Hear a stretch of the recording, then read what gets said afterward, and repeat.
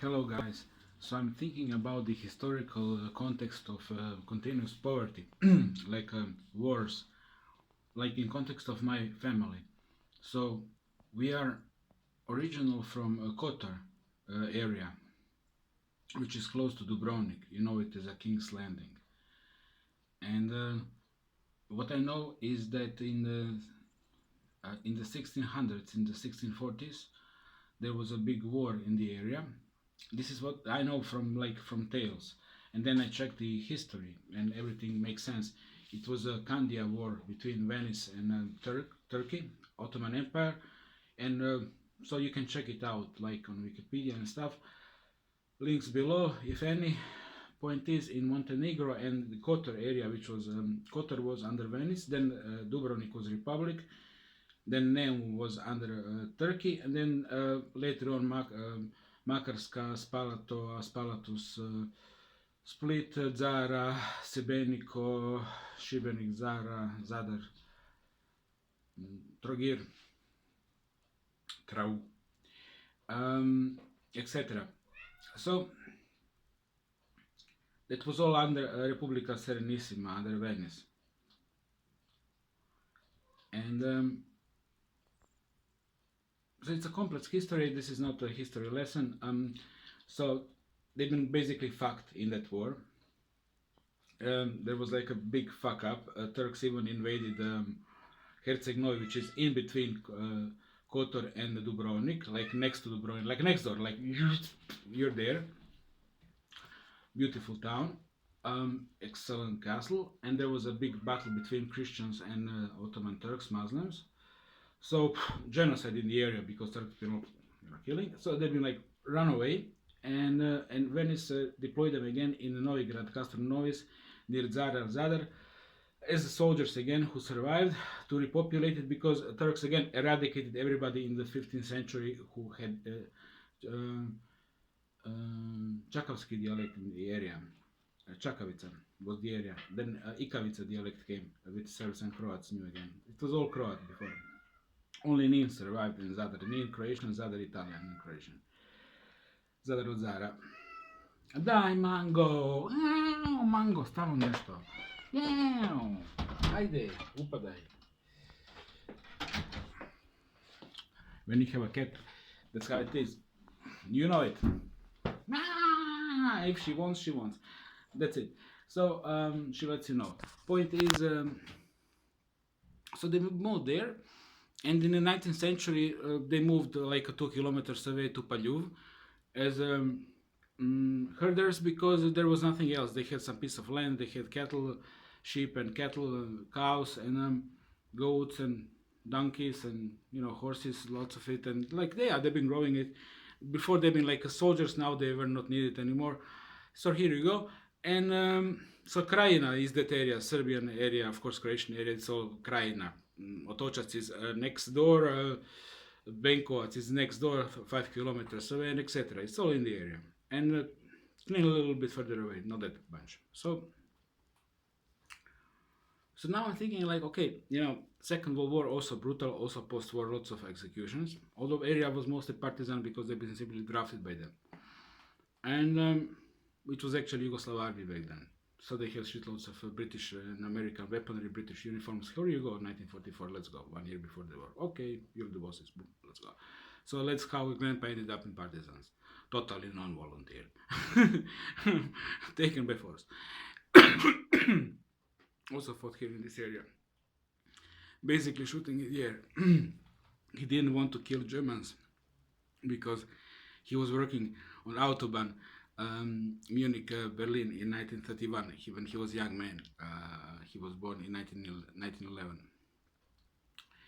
And 1932, 33. And so they said they treated me very nice, Germans and so on, so I couldn't shoot at them. But I was shooting Italians, Croats and Chetniks. So then that was okay. That was okay. But Germans, no. Yeah, really, like that kind of guy. You treat him nice, you treat him nice also through the war. In the air, especially for Germans, never into them. And that also worked because he was really not exposing himself, etc. really like laying totally back. It's like to that point, to that point, when you have like if you can possibly start shouting and yeah, okay, we not should shut up. You know. So that wasn't possible with those guys, but in this war it was. So now we have this war again, area totally fucked. Serbs entered inside, zero losses from the Serbian sides, two T-55s, zero unattack weaponry, 14 people with some weaponry. In Palju, altogether 450 people. How much money you had at what you bought? Like 4,000, 2,000 Deutschmarks was like a piece. In other parts of Croatia, in these neighborhoods here, crazy neighborhoods, I learned that when I was a kid. Later on, when it was all totally over, like one in like 50 kids figured out that they can actually like a snatch Kalashnikov or something from these barracks, and like they've been like practically open for civilians to pick up. Who knew that? Understand? Even if I knew, I wouldn't be like, no, I was afraid. so they totally missed me. I actually never fired a shot in my whole life, honestly, from firearm, never. Honestly, never. So, like, civilian service later on, like, totally different story. But you see, like, how areas destroyed, and later on minefields in the area. I have footages, actually, it's kind of painful to upload it as well. I don't know if you're into it, I could actually do it. So, see, it's like, and then communism after Second World War, also privatizing lots of destroying properties, and so, just difficult stories. Then you could only be working class, and this explains this apartment. But father got like 15, 20 years of working. His ass off in the shipyard as a crane operator, but other works before, or 15 years or something. And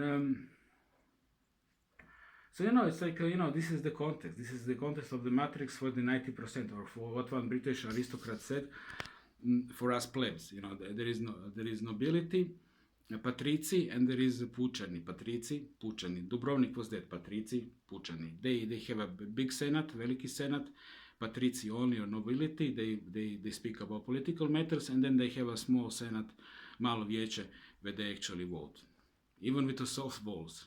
So you don't see where the ball went. And inside the box you have two brackets.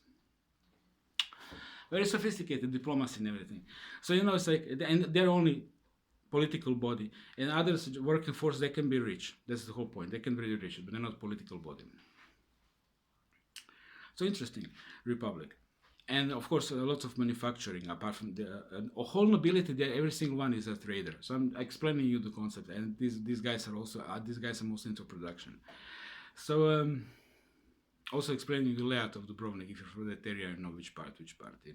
Pile, factories, more to the port. Estradun, because they joke from Veneziani. Oh, what a big. Che grande strada, Madonna. Ma guarda cosa diciamo, guarda. che grande, che stradone. Quattro stanze. Come? Vabbè. Ecco. Le cagate. So this is the context, like, and these guys, they remain stable, politically stable, and they grow economically. My God, fucking Dubrovnik. Look at Dubrovnik, look at the Novigrad castle, destroyed from the wars with Turks, changing hands a couple of times, destroyed in one explosion. Yeah, fuck it. This is why my family was moved there, because when it was destroyed, Turks totally killed everybody. Okay, time for new equipage, but we survived. But castle was never completely rebuilt. We simply, hold basically the line as uskoci. The way how to deal with them is like that. There is no battle on the field. Fuck it. From the busia, from the up, and then raids. You steal my ship, I steal your shit. Fuck you. Who started the war? They did. Balkan, it's like, that's how it was, guys. This was like 17th, 18th century in that area. Fuck it. I mean, so, yeah, apart from the endemic alcoholism and violence. Yeah, okay. Shit. So, you got it. This was the personal history lesson from Knosla Baraba, Rijeka, Croatia. Take care, and if you have some questions, ask. If you have some comments, if you wanna order a video, it's just merely fucking 20 fucking euros or dollars. If you're from States, you even have a discount. Take care, guys. Thank you for watching. I appreciate you being here. You're a really great audience. And now I'm going to see my chiropractor, and he is a really cool guy.